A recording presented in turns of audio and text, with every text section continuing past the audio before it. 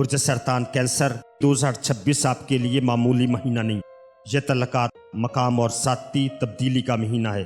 जो लोग काफी अरसे से दिल में बोझ उठाए हुए थे, अब हालात उन्हें नई सिमत दिखा सकते हैं। और याद रखें, इस महीने कुछ चीजें आपके हक में खामोशी से बन रही हैं।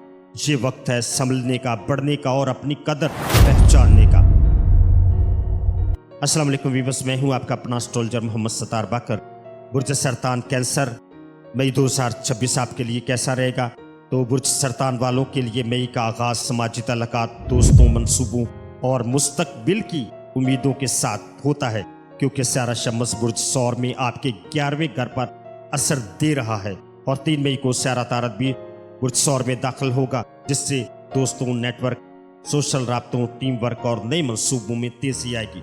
19 मई को सारा ज़ुरा आपके बुर्ज में दाखिल होगी और यही इस महीने का सबसे खूबसूरत आपके लिए मोड़ है। इस वक्त आपकी कशिश, दिलकशी, इत्मीनान और मोहब्बत के मामलात बेहतर हो सकेंगी।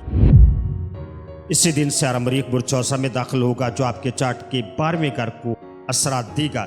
यानी कुछ काम पसे मंजर में होंगे, तवानाई कभी ज्यादा कभी कम महसूस हो सकती है। 21 मई को सारा शम्स बुर्ज चौसा में जाकर 12वें घर में आएगा, जिससे महीने के आखिर में सुकून, तन्हाई, रूहानी रुझानात या मुस्तकबिल की तैयारी का वक्त बनेगा।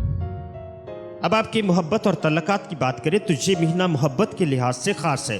खास तौर पर 19 मई के बाद सारा ज़ुरा जब आपके बुर्ज में दाखिल होगा, तो आपकी शख्सियत में नरमी, कशिश और दिल की ज़बान बढ़ जाएगी। लोग आपकी तरफ मतवज्जो हो सकते हैं। अगर आप सिंगल हैं तो नए तल्लकात, पसंदीदगी या किसी खास शख्स की दिलचस्पी के इम्कानात भी बढ़ेंगे। अगर आप शादीशुदा हैं तो शरीक हयात के साथ कुर्बत बेहतर हो सकती है, बशर्ते कि पुरानी नाराजगियां ना छेड़े। कुछ बुर्ज सरतान अफराद को पुराना रिश्ता दोबारा करीब आता हुआ महसूस हो सकता है।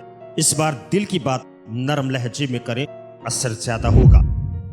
अब आपके बिजनेस और नौकरी की बात करें तो महीने का पहला हिस्सा काम और तरक्की के लिए अच्छा है। सारा शम्स और सारा तारत 11वें घर में रहकर फायदा, राब्ता, सिफारिश, दोस्तों की मदद, नई टीम या कारोबारी मौके दे सकते हैं। अगर आप नौकरी करते हैं तो किसी सीनियर शख्स की मदद से रास्ता खुल सकता है। अगर आप अपना कारोबार करते हैं तो ऑनलाइन, सोशल राब्ते या दोस्तों के जरिए आपको फायदा हो सकता है। 19 मई के बाद सारा मरीख आपके 12वें घर में जाकर कुछ रुकावटें या थकन दे सकता है, इसलिए पस मंजर में काम ज्यादा होगा, शोर कम होगा।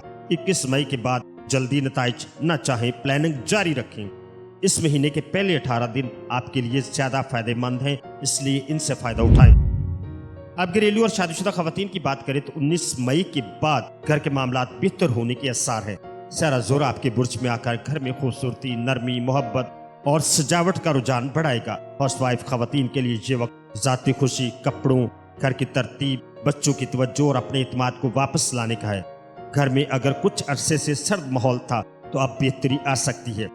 अब आपके सेहत की बात करें तो इस महीने के आगाज में सेहत निस्बतन आपकी बेहतर रह सकती है, लेकिन 19 मई के बाद सारा मरीख आपके चार्ट के 12वें घर में जाकर नींद, ज़हनी बेचैनी, थकन या तवानाई में कमी दे सकता है। कुछ अफराद को पुराने दर्द, सुस्ती या जज्बाती थकन महसूस हो सकती है, इसलिए नींद पूरी करें, पानी ज्यादा पिएं, दिल की बात अंदर न रखें, हल्की वॉक करें। इबादत या मुराकबा आपको फायदा दे सकता है।